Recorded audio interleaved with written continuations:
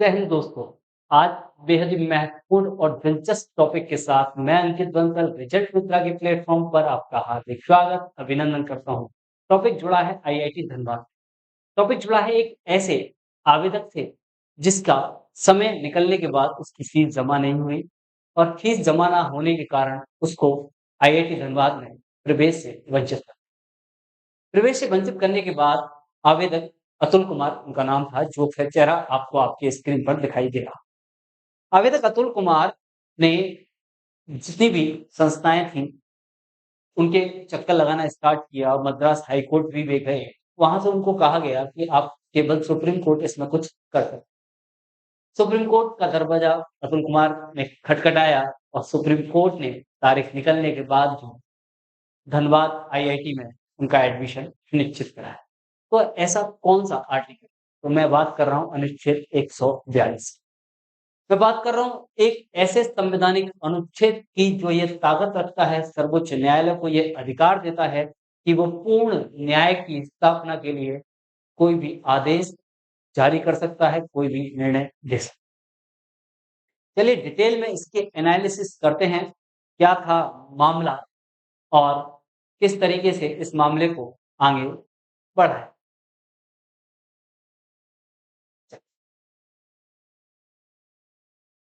आवेदक का नाम अतुल कुमार मुजफ्फरनगर जिले के एक गरीब परिवार से हैं, अनुसूचित जाति वर्ग से ये आते हैं। आईआईटी धनबाद में प्रवेश के लिए क्वालीफाई इन्होंने किया। आवेदक संस्थान द्वारा तय की गई समय सीमा तक 17,500 रुपया जमा करने से चूक गया और इस कारण आवेदक अतुल कुमार को संस्थान में प्रवेश। अब देखिएगा राइट टू एजुकेशन से भी कोरिलेट होगा, बहुत ही महत्वपूर्ण प्रश्न। अतुल कुमार के माता-पिता ने आईआईटी की सीट बचाने के लिए सभी आवश्यक और संबंधित विकल्पों का प्रयोग किया और अंत में सुप्रीम कोर्ट ने संविधान के अनुच्छेद 142 के तहत अपनी असाधारण शक्तियों का प्रयोग करते हुए आईआईटी धनबाद को छात्र के प्रवेश का निर्देश दिया।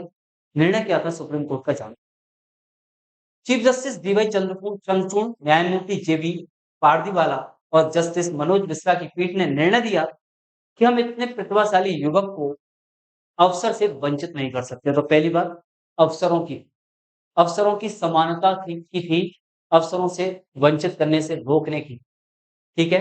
अवसर से वंचित नहीं कर सकते।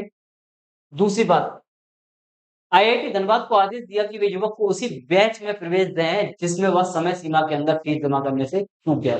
यानी कि जहां वो चूका था उसे वहीं प्रवेश दें। ये निर्देश नहीं, आदेश दिया गया आईआईटी धनबाद को, यानी कि उसके राइट टू एजुकेशन को भी बचा के रखा।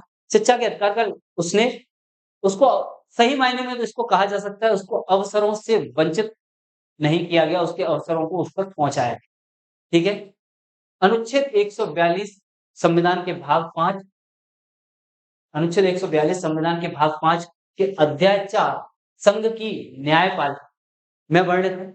यानी कि ये कहाँ दिया गया है? संघ की न्यायपालिका भाग 5 जिसको संघ कहते हैं, उसके अध्याय 4।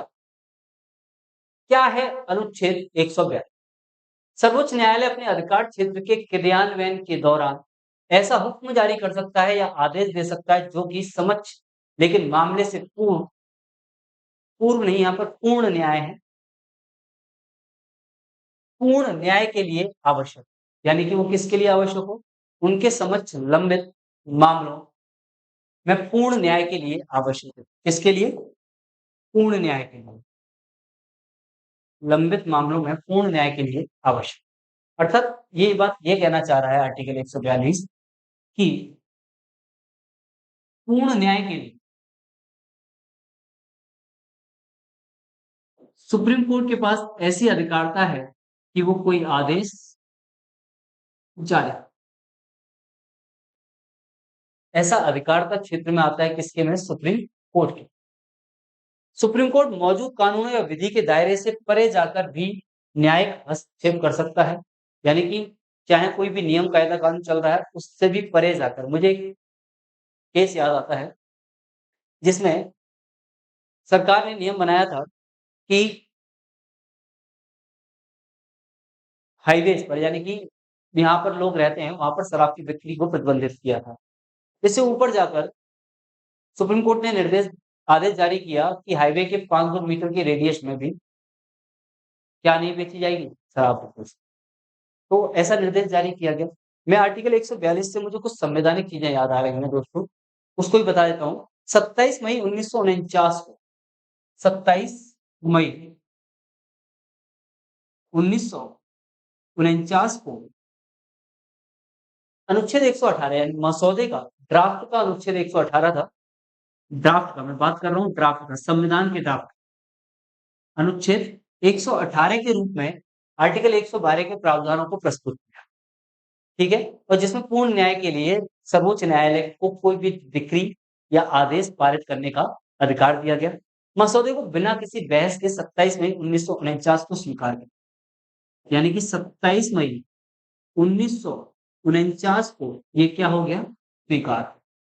और इसके बाद संविधान का एक ऐसा अनुच्छेद जो पूर्ण न्याय के लिए संसद के बनाए गए नियमों के परे भी जा सकता है। आगे की बात, सुप्रीम कोर्ट की विवेकी शक्ति प्रदान करता है, यानी कि ये सुप्रीम कोर्ट की विवेकी शक्ति है। सुप्रीम कोर्ट को लगता है कि यहाँ पर पूर्ण न्याय नहीं मिला है, सुप्रीम कोर्ट अपनी इस शक्ति का प्रयोग कर सकता है और व्यक्ति को पूर्ण न्याय दिला सकता है। जिस मामले में कोई कानून नहीं बना हो, ठीक है?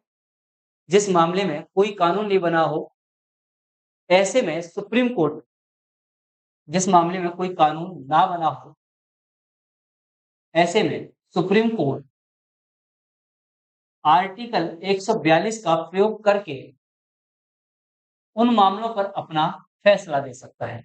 यानी कि जिन पर अभी तक सदन में कोई कानून नहीं बना है और कुछ ऐसा प्रश्न खड़ा हो गया है जिस पर सुप्रीम कोर्ट को फैसला देना आवश्यक है, तो आर्टिकल 142 का प्रयोग करके अपना फैसला दे सकता है। अनुच्छेद 142 के तहत विभिन्न न्यायिक निर्णय दिए गए। कौन-कौन से थे? मैं निर्णय आपको बता रहा हूँ। चंडीगढ़ नगर निगम के मेयर पद के लिए हुए चुनाव के नतीजे। एक्चुअल में यहाँ क्या हुआ था?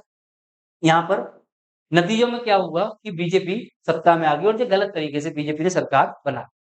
सुप्रीम कोर्ट ने वहाँ से उस सत्ता को पलट दिया और कांग्रेस और आप के गठबंधन से चंडीगढ़ में फिर से सरकार का गठन किया गया मेयर पद के लिए। दूसरी बात, यूनियन कार्बाइड बनाम भारत संघवाद, ये भोपाल गैस त्रासदी से जुड़ा हुआ मामला है। इसमें आपदा से पीड़ित लोगों को राहत प्रदान करने के हेतु अनुच्छेद 142 का प्रयोग करते हुए मुआवजा देने का आदेश जारी किया। मैंने क्या बोला? सदन ने कोई नियम नहीं बनाया, सदन ने कोई ऐलान नहीं किया, अनुच्छेद 142 का प्रयोग किया, पूर्ण न्याय के लिए इनको मुआवजा देने का किसने? सुप्रीम कोर्ट ने ऐलान किया। अगला बाबरी मस्जिद मामला, बाबरी मस्जिद मामले में भी इसका प्रयोग किया गया था। कोयला प्लांट आवंटन मामला, इस मामले में भी इसका प्रयोग किया गया। हाईवे पर शराब बिक्री रोक, हाईवे पर शराब बिक्री रोक मामले में भी इसका प्रयोग किया गया। यहाँ पर हाईवे के 500 मीटर के दायरे में 500 मीटर के दायरे में शराब बिक्री पर क्या लगाई? रोक लगाई। शराब बिक्री पर रोक लगा दी गई। मनोहर लाल शर्मा बनाम प्रमुख सचिव मामला, इस मामले में भी अनुच्छेद 142 का प्रयोग माननीय सुप्रीम कोर्ट कर चुका है। तो आर्टिकल 142 पूर्ण न्याय की अवधारणा है जिसके तहत आईआईटी धनबाद के छात्र को समय निकल जाने के बाद क्लास में आईआईटी धनबाद में प्रवेश की अनुमति माननीय सुप्रीम कोर्ट ने प्रदान की। Thank you. जय हिंद।